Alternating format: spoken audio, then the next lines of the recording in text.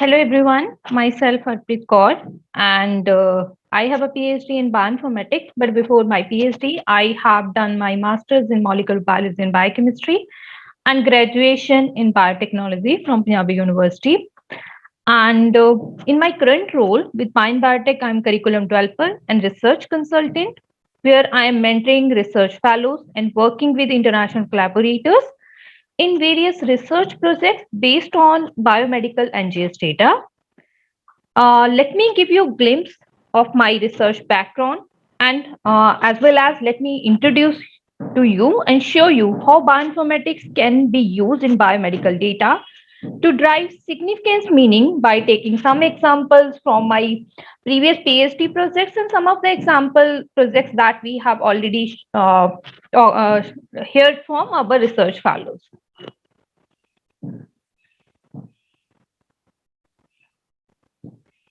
So my PhD is in the area of cancer genomics, specifically liver cancer.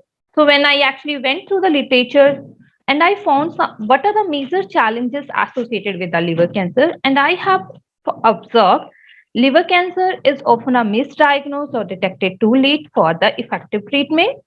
Another factor that contribute to the poor prognosis of liver cancer patient is the tumor reoccurrence. So keeping these concerns in mind, accordingly, I have worked on some of the major projects like. So in the first project, we use large-scale transcriptomics data to identify diagnostic biomarker panel for primary liver malignancy, which is hepatocellular carcinoma. So in this study, we employed 30 publicly available data containing nearly 4,000 samples to elucidate transcriptomics biomarker panel for diagnosis and prognosis of the liver cancer, implementing various bioinformatics techniques, including SVM statistical methods as well as various data mining techniques.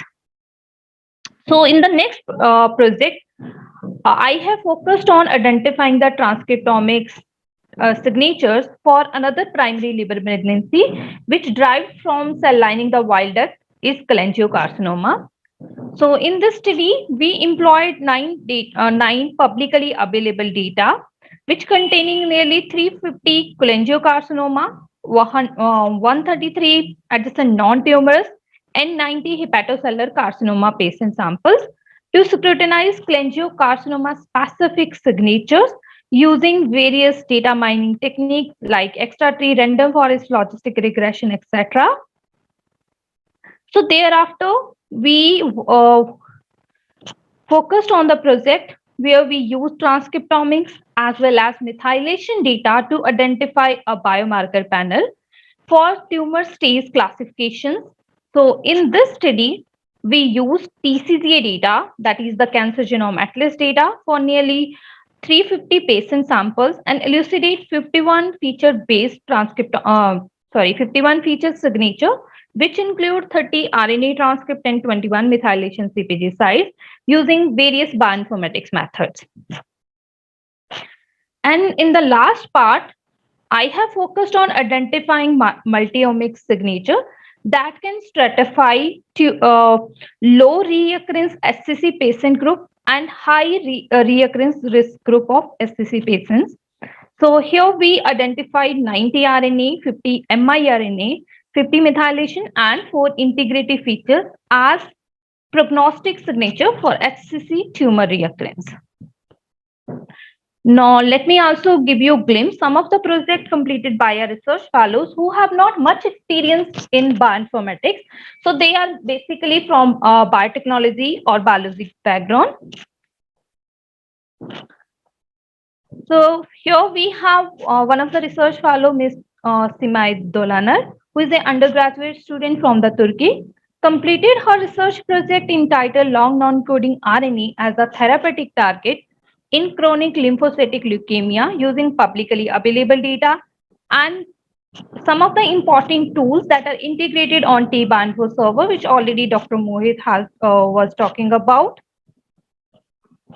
And then Ms. Urja Parekh has completed her project entitled Identification of Biomarker to Differentiate Between Neural Stem Cells and Glioblastoma Stem Cells using various bioinformatic methods from T-Bioinfo server and publicly available data. Then apart from the oncology, so then I also worked on various other projects like in the field of neuroscience.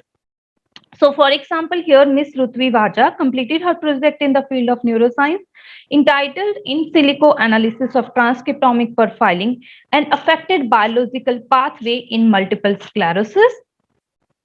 So then as another important aspect that many people can consider, that is metagenomics. So here one of a research fellow, Ms. Dilara Dikane, completed her project in the field of spaceomics, where she had worked on radiation threat to human in space, an alternative approach with probiotics using metagenomics data. Then beside that, then I have also worked on the worked with research fellows in another important field, that is infectious disease. So here we have one of the research fellow, Mr. Supantha Day, completed his project in the field of infectious disease, particularly malaria, entitled Analysis of Gene Expression Profile to study malaria vaccine dose efficacy and immune response modulation using transcriptomics data of the patient, implementing various data mining techniques. Then another project where we work with Ghana team on the haplotype variant of Plasmodium falciparum analysis based on the genomics data. Then apart from graduation, postgraduate or PhD students, we also work with high school students. Like there is Miss Netra Srinivasan, who worked on the project in the field of neuroscience, where she had tried to understand effect of the onset of menopause on the transcriptomic profile of aging female brain. And then similarly, Mr. Andres has worked in the field of Alzheimer's disease. So I have also worked with a number of research fellows from MIT as well, and most of them already talk about like their experience here today. So for example, here we have Ms. Kanuva Sharma, who has completed her project on bioinformatics analysis on small cell lung cancer patients with bone metastasis. Then Miss Akanksha Singh completed her project on in silico analysis of NGS data of glioblastoma to understand the impact of IDH1 mutation. Then Mr. Aditya Bajpai has completed his project on transcriptional analysis of HIV infection. Then apart from three of them, then Ms. Shruti Goyal has completed her project on transcription analysis for early detection of cervical cancer. And then as Mr. Hriday was talking about his project, so he has completed his project on the identification of the biomarker for the prostate cancer. And then we have also another research fellow, Jeevan Jyot Kaur, who has completed her project in the field of genomics data. So my major research interest lies in the application of bioinformatics in various biomedical health conditions. So my major research interest area is cancer genomics, but beside the oncology, infectious disease and the neuroscience are other current research areas where I like to work on.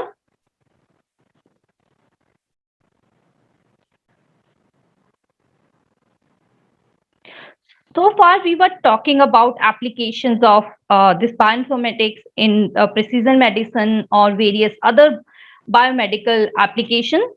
So this program will give you the opportunity to apply bioinformatics tool, even if you don't have any bioinformatics skills. Now, let me give you one demonstration how we can actually apply bioinformatics, even if we don't have any bioinformatics background on biological data. So before going demonstrate it to you, let me just talk about the data set and the publication associated with it. So the data that we have taken for this demonstration is from one of the publications that was published in the year 2016 in the OncoTarget. where Broadford et al. Have explored whole transcriptomic profiling of patient-derived xenograft models or PDX model as a tool to identify both tumor and stromal specific biomarker. So in this study, they investigated RNA-seq as a hypothesis-free tool to generate independent tumor and stromal biomarker and explored tumor stroma interactions by exploiting the human murine compartment specificity of the patient-derived xenograft. Now we are going to take these PDX examples. So now before going into the analysis, let's also understand what are the PDX models.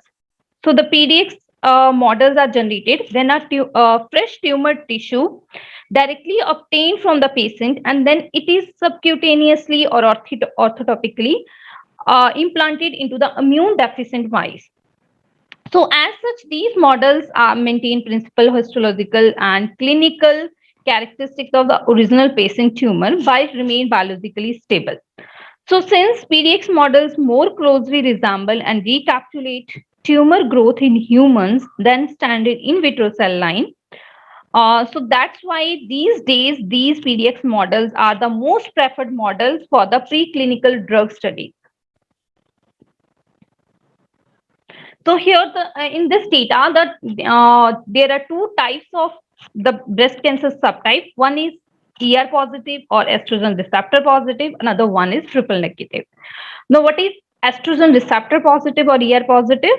So this is the breast cancer subtype which can be identified the presence of a specific receptor on its membrane, that is estrogen receptor. While the triple negative breast cancer type lacks actually all the three important receptors on its membrane. And this is one of the major difference that results ER positive as more treatable, while triple negative is very aggressive subtype of the breast cancer. Now let me take you to the server and let me show you with the example actually how you can perform various type of analysis once you already understanding the logics of the analysis and exactly what you have want to do after going through or completing your courses. So just let me take you to the server. So this is the TBioInfo server or the platform. Once you understand what is the logic and what type of analysis that you want to perform and what data that you have, so then you can perform various types of analysis using the various tools that are integrated here on the server. So you need not to go through all R or Python scripts yourself if you are not willing to understand or if you face like that is very difficult for you. So here what we can do, for example, so I'm going to take one example project that is PDX project. So here you can, depending upon what analysis that you can integrate. So according to the data types, we have different sections like NGS data, cancer biology, virology, data mining techniques or machine learning techniques or data integration method or structure biology. So here as I'm just going to demonstrate a project based on RNA-seq data, which is transcriptomics data. So here is this project. If I click on this example project, I will direct it to this interface. Now, since this is an example project, so we have already uploaded our data. And the major advantage of this platform, because if you are dealing with raw sequencing data, usually they are even a single sample file. It's like 8 GB, 10 GB. If you have 100 samples, so you need at least space 1 TB on your own system to just analyze one data. So this platform or server, first, the major thing, major benefit that it offers that you need not to store any data on your own system. So you just need to provide IDs of the system here, and then you can analyze that raw sequencing data. So by clicking on OK, because this example project, we already uploaded the data, you need not to upload any data. So then here you will find various tools are getting highlighted. So the first step that is after once we uploaded our raw sequencing data, that would be the pre-processing. So here the algorithm that I'm going to use, that is Tremomatic, which will remove adapters from your raw sequencing reads, which was integrated when you actually did the library preparation. So once you have able to remove the adapters, then another important step, that because during the library preparation we actually do the PCR, so then we need to remove the PCR duplicate so that we are not going to interpret our results wrong. So once we able to pre-process the data or reads, next goal is how we can align those reads on reference genome or reference transcriptome. So there, that step is called mapping or alignment. So here there are the number of different algorithms that can be used to for the mapping purpose. So here I'm using Butai 2T. So what is this Butai 2T? So this is another important alignment or mapping algorithm that will align your reads on reference transcriptome, because here we want to first from the raw sequencing reads we want to generate uh, ready to use or easy to use expression data table. So then once we able to align our reads, next is how we can quantify that gene expression. So under the expression label, there are different algorithms depending upon what is the end goal of your analysis. So you can choose accordingly. So here I'm choosing RSCM expression, RSCM algorithm. So which will compute my gene expression in FPKM or RPKM values, and you will learn like what are the RPKM, FPKM, read count when you are going through these courses and during this training program. And then if you want to perform differential gene expression analysis, you can directly use that. Otherwise, right now I'm skipping this because here my goal is to generate a ready to use expression data table. So then here under the output, you will able to obtain various output files after running the pipeline. So this is the first output, that is mapping stats. So the mapping stat will help us to understand whether our reads are fine or not, whether this is good data. So let me just show you what kind of information that we can obtain. So let me paste it into an Excel file.